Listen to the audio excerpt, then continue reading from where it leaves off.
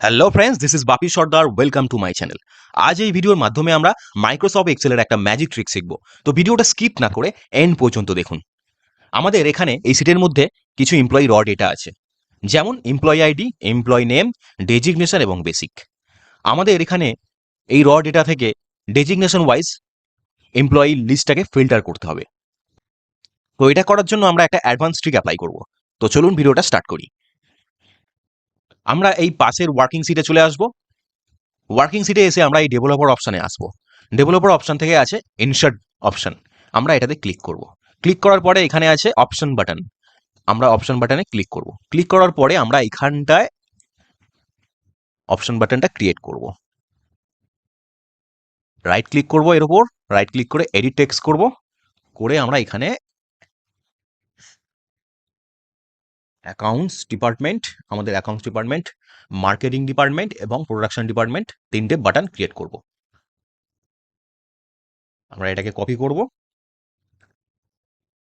এই সিটে এই সেলটায় আমরা পেস্ট করে দেবো এবং এই সেলটায় আবার পেস্ট করব। তিনটে অপশন বাটন আমরা ক্রিয়েট করব। আমরা এটাকে এডিট করে নেব। এটাকে লিখলাম এমকেটি বাটন, মানে এমকেটি ডিপার্টমেন্ট, মার্কেটিং ডিপার্টমেন্ট। এবারে এটাকে এডিট করব, এটা হবে প্রোডাকশন ডিপার্টমেন্ট। এবারে আমরা এটা রাইট ক্লিক করব, ফরম্যাট কন্ট্রোল অপশানে আসবো। এসে আমরা এখানটায় এই যে সেল লিঙ্ক আছে, আমরা সেল লিঙ্কের জন্য আমরা এই ঘরটা দিয়ে দেবো, এই সেলটা দিয়ে দেবো। দেওয়ার পরে আমরা এখানে ওকে করে দেবো। এবারে দেখুন, আমরা যখনই এমকেডি ডিপার্টমেন্টে আসবো তখন দেখুন এখানে অটোমেটিক 2 হয়ে যাবে। প্রোডাকশন ডিপার্টমেন্টে যখন করবো তখন অটোমেটিক 3 হয়ে যাবে। আমরা একটু রোটাকে একটু বড় করে নেবো। বড় করে নেওয়ার পরে আমরা এখানে রাইট ক্লিক করব, এই সেলটাকে রাইট ক্লিক করব,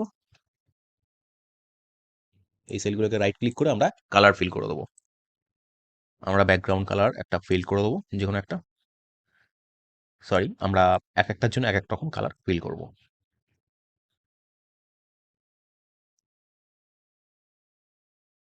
মানে যে কোনো কালার চুজ করতে পারি। এবারে আমরা কি করব, আমরা ডেটা অপশানে আসবো, এই ডেটা সিটটায় আসবো। এসে আমরা এই হেডিংটাকে কপি করে নেবো। কপি করলাম, কপি করে আমরা এখানে পেস্ট করব। পেস্ট করার পরে আমরা এখানে একটা ফর্মুলা অ্যাপ্লাই করব। ইজুগাল টু চুজ, চুজ ফর্মুলাটা আমরা অ্যাপ্লাই করব। ইন্ডেক্স সাইজ, ইন্ডেক্স নাম্বারের জন্য আমরা এখানে এই সেলটাকে ক্লিক করব। ক্লিক করার পরে আমরা কমা দেবো। কমা দেওয়ার পরে এবার আমরা এখানে ফিল্টার ফর্মুলাটা অ্যাপ্লাই করব। ফিল্টার ট্যাব, অ্যারে চাইছে, আমরা ডেটায় আসবো। ডেটায় এসে আমরা এই এমপ্লয়ি পুরো ডেটাটাকে সিলেক্ট করে রেঞ্জ, মানে পুরো অ্যারেটাকে দিয়ে দেবো। পুরো এমপ্লয়ি লিস্টটাকে দিয়ে দিলাম, কমা দিলাম। কমা দেওয়ার পরে আবার ওয়ার্কিংয়ে আসবো, এখানে চাইছে ইনক্লুডস। তো এটার জন্য আমরা ডেজিগনেশনের এই সেলটা, এই রেঞ্জটা দিয়ে দেবো। দেওয়ার পরে আমরা ইজুগাল টু প্রেস করবো।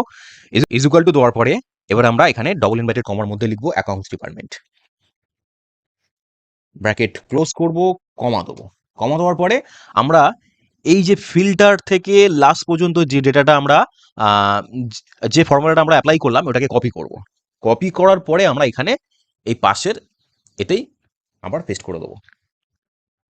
আবার আমরা এখানে পেস্ট করব, দুবার পেস্ট করলাম, কারণ একবার হবে এমকেডি ডিপার্টমেন্টের জন্য, একবার হবে প্রোডাকশন ডিপার্টমেন্টের জন্য। তো এখানে আমরা এখানে চেঞ্জ করে দিয়ে এমকেডি ডিপার্টমেন্ট করে দেবো, MKT।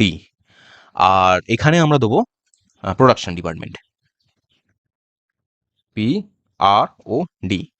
লাস্টের যে কমাটা আছে আমরা ওটাকে তুলে দেবো, ব্র্যাকেট ক্লোজ করে এন্টার করব। দেখুন আমাদের এখানে ডেটা ফিল্টার হয়ে চলে এসেছে।